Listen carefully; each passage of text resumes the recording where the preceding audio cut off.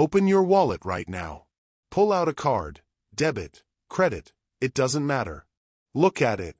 A small plastic rectangle that can move money across oceans in seconds. You can pay for coffee in Tokyo from a couch in Sao Paulo. You can buy something from a store that won't even ship it for 3 days, and the money is already gone from your account. The world of finance has never been faster. You can wire funds to a stranger on another continent before finishing your morning coffee. So why does your bank close at 4 in the afternoon? Most people assume the answer is simple. Banks have employees. Employees need to go home. But that's not quite right. And the real answer is far stranger than you'd expect. Because the 4 o'clock closing time isn't a convenience policy. It's a fossil.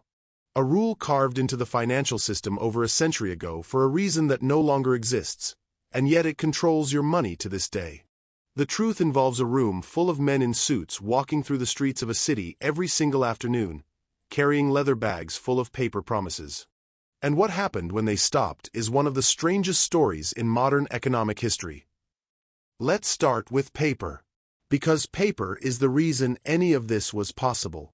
Before the 19th century, most financial transactions between banks weren't settled in cash at all. They were settled in notes, handwritten promises that one institution owed another.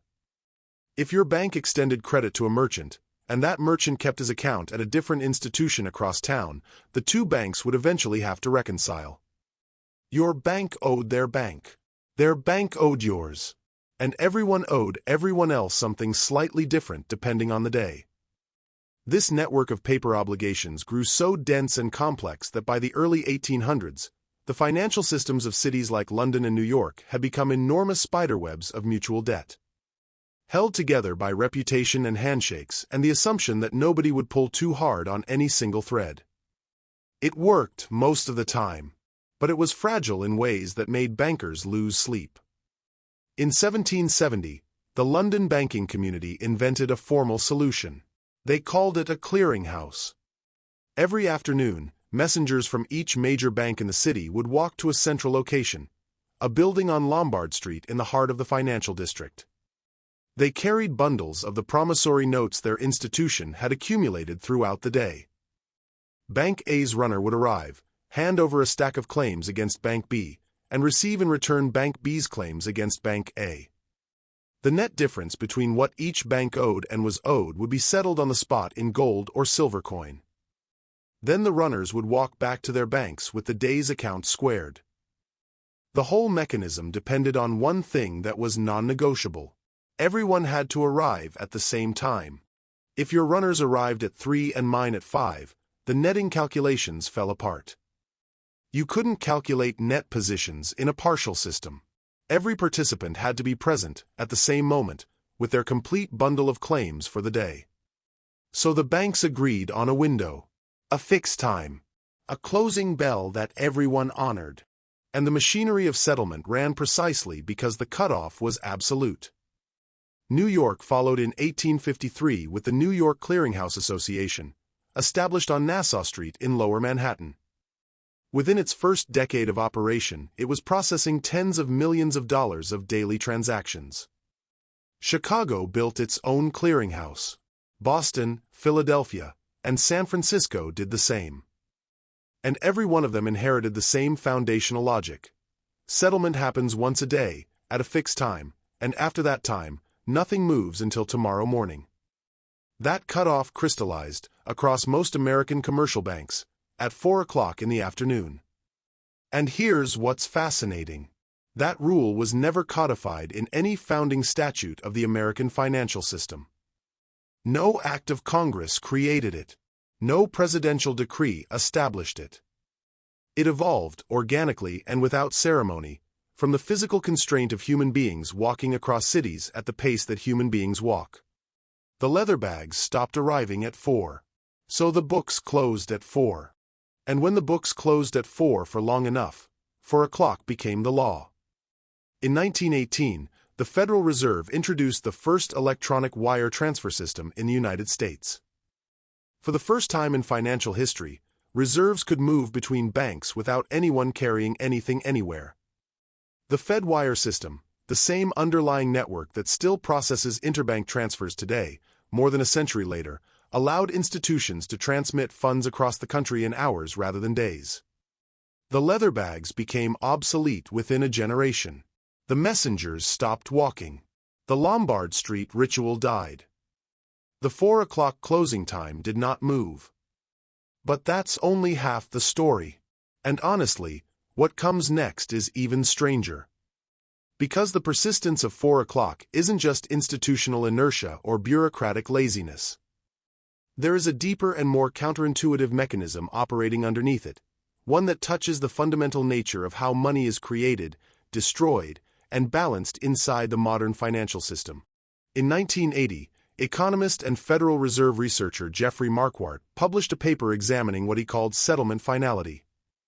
Settlement finality, the precise legal moment at which a transfer of money becomes irrevocably complete and cannot be recalled or unwound.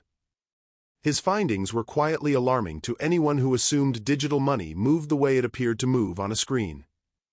When you tap your card and the terminal says, "Approved," that is not money moving.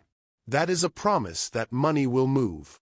The actual settlement, the moment at which your bank's account at the Federal Reserve is debited and the receiving bank's account is credited, happens in a separate process, on a separate timeline.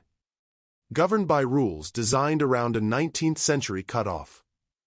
Marquardt showed that a single large bank, across a single afternoon, might simultaneously be owed billions of dollars from transactions earlier in the day while also owing billions of dollars to other banks. Those positions don't cancel out automatically. They have to be calculated. And the calculation can only happen once the day is closed, once you know all the transactions that belong to today and none of tomorrow's have been added. For that calculation to be possible, the day must end. There has to be a cutoff, a moment when the door closes. And here is where the paradox appears.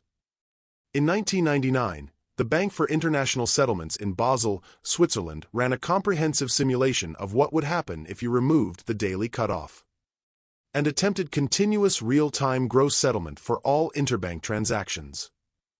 The result seemed obvious on the surface. Surely real-time settlement is better than once-a-day settlement. Surely that's progress.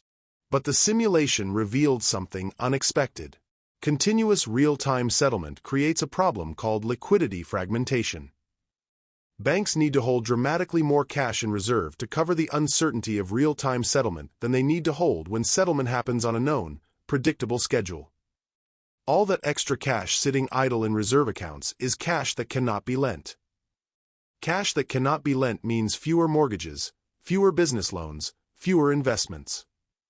The 4 o'clock cutoff, paradoxical as it sounds, is not a bug in the system. It is load-bearing. Remove it and the structure above it shifts. In 2014, the Federal Reserve Bank of New York published research showing that on a typical business day, the Fedwire Funds Service alone settles over $500 billion in transactions. Every dollar of that $500 billion passes through a cascade of netting calculations that only become possible after 4 o'clock closes the accounting day. The mechanism that once depended on men walking across London with leather bags now processes more money in a single afternoon than the entire economy of ancient Rome produced in a century. The scale changed by many orders of magnitude. The underlying cutoff logic did not change at all. Which raises an uncomfortable question. If the 4 o'clock rule is an artifact of the walking speed of 19th century bank messengers, and if removing it would actually destabilize the financial system rather than improve it, then what exactly is money? Is it the number that appears on your phone, which updates in what feels like real time? Or is it the settled position at the Federal Reserve, which updates on the schedule of a Victorian counting house? Is the paycheck that appears in your account at midnight real? Or is it a projection, your bank's confident estimate of what the settlement will confirm when 4 o'clock arrives and makes it official? The answer most economists give is deeply unsatisfying.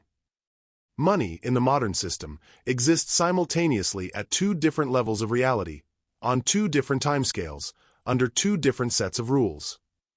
The retail layer, the numbers you see on your screen, moves in near real time. The wholesale layer, the actual movement of reserves between institutions at the central bank, moves on the schedule carved out in 1770 on Lombard Street. Your bank knows this and manages the gap between them constantly. What you see is a rendering of a promise. The promise becomes money at 4 o'clock. Here is the detail that tends to stay with people. There is a window every single business day, between approximately 2:30 and 4 o'clock in the afternoon Eastern Time, when the largest American banks are collectively managing what is called intraday overdraft exposure. On a peak day in 2023, that exposure, the total value of transactions that have been sent and acknowledged but not yet settled, exceeded $800 billion. $800 billion that, in a technical and legal sense, does not fully belong to anyone yet. It is money in transit between layers of reality, neither spent nor received. A ghost number, recognized by both parties, owned by neither, until 4 o'clock closes the door and the settlement makes it real. $800 billion. Every afternoon. Suspended. Then resolved. Right now, wherever you are, there is a version of your recent financial activity that exists at the retail level of your bank's interface. Purchases recorded, transfers logged, balance displayed. And there is a version of those same transactions that has not yet fully propagated to the settlement layer. They will match, eventually. They almost always match. But for a few hours every afternoon, your money exists in two places at once, or arguably in no place at all. Suspended in the gap between what has been promised and what has been confirmed. Your salary, when it arrives via direct deposit, does the same thing. It appears in your account before it has fully settled at the Federal Reserve level. Your bank is showing you the expected future presented as current fact. A courtesy. A forecast disguised as a balance. Your body doesn't remember the clearinghouse. It only knows this. Check the number, react to the number, make decisions based on the number. You check your balance in the morning before a big purchase. You feel the brief anxiety when it drops lower than expected. You feel the small relief when the paycheck appears. You are running a set of financial instincts shaped in a world of coin and ledger, instincts that treat the number on your screen as if it were gold in your hand. But what you are actually looking at is a real-time rendering of a promise. A promise that will be settled, once a day, on a schedule designed around the walking speed of a man crossing the city of London in 1770. You do not feel the settlement. You feel the display. And every financial decision of your adult life has been made in the gap between the two. The messengers stopped walking more than 100 years ago. The rule they created is still running your money.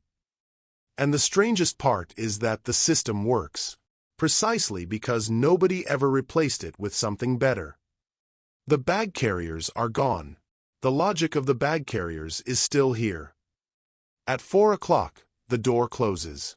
The ghost money becomes real. Then tomorrow the door opens again, and the promises start accumulating, and nobody in the building thinks about Lombard Street at all.